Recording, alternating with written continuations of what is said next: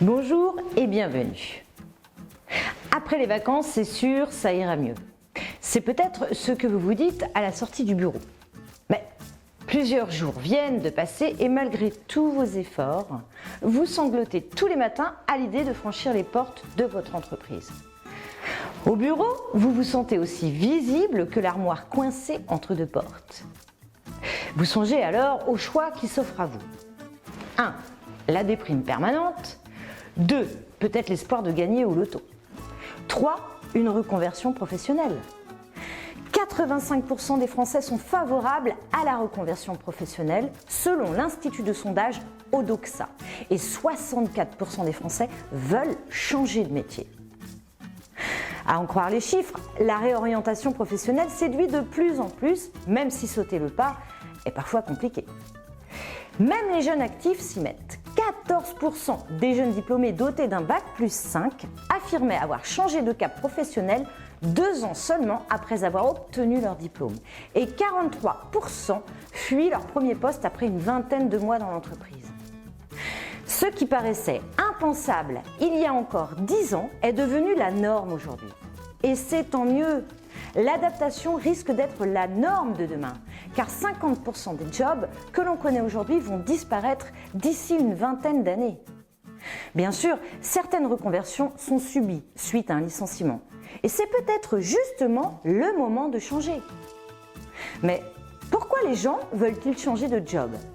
Plusieurs raisons apparaissent. Certains évoquent la quête de sens. Les salariés n'en peuvent plus d'être payés à faire du travail à la chaîne. D'autres évoquent la lassitude professionnelle, notamment les salariés qui sont en poste dans la même entreprise depuis plusieurs décennies à faire toujours la même tâche. Il y a parfois la crise de la trentaine, quarantaine, cinquantaine. Et oui, certaines périodes de notre vie nous poussent au changement. D'autres préfèrent la diversité des jobs, comme les slashers. Ils sont près de 2 millions selon l'INSEE. D'autres développent une soif d'indépendance avec l'entrepreneuriat. 28% des Français souhaiteraient créer leur business. Chez les moins de 25 ans, c'est pire. 47% d'entre eux y sont favorables. Regardez autour de vous. Sans vous en rendre compte, vous côtoyez tous les jours des gens qui ont eu plusieurs métiers. Je vous parle en connaissance de cause. En effet, moi-même, je suis sortie relativement tôt du parcours scolaire académique. Je travaille depuis 30 ans et j'ai à mon actif 3 carrières différentes. À chaque fois, je me suis donné les moyens de me reformer, d'obtenir les diplômes adéquats et d'exercer la profession que j'avais choisie. Ainsi, j'ai été éducateur sportif pendant 10 ans, puis infirmière, d'abord dans le public, ensuite dans le privé. J'ai évolué dans ma fonction en travaillant au bloc opératoire, puis en libéral. Je n'ai jamais cessé de me former et d'apprendre. Aujourd'hui, je suis dirigeante de 4 sociétés et j'ai un bac+5. J'aime travailler et je ne me suis jamais ennuyée dans mes différentes carrières. J'ai moi aussi des contraintes de femme avec mes 4 enfants et mon mari qui travaille en offshore.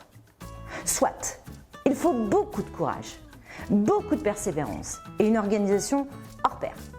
Mais le plus important, c'est la motivation. Alors, vous voyez, ça n'est pas si rare que ça. Et surtout, c'est faisable. Sans parler que 85% des métiers de demain n'existent pas encore aujourd'hui. Bref, les chiffres vont dans ce sens. Même si vous allez bien, vous avez le droit d'avoir d'autres aspirations. Il est temps de respirer un grand coup et de préparer votre projet de reconversion. Mais comment faire ? Je connais vos doutes, vos craintes et cette impression de s'attaquer à l'Everest. Je sais combien les étapes sont difficiles et parfois même le doute s'initie. Mais croyez-moi, ça vaut le coup. Attention, une reconversion se prépare, s'anticipe, s'élabore. Il ne s'agit pas de se lancer dans un objectif démesuré et irréalisable, sous peine de retourner à la case départ, voire pire. FCC Performance vous accompagne dans ce virage que vous allez prendre.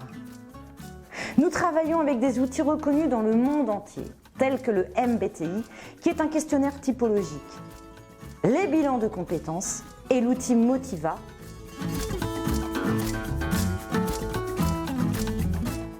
N'hésitez N'hésitez pas à partager, liker et surtout abonnez-vous.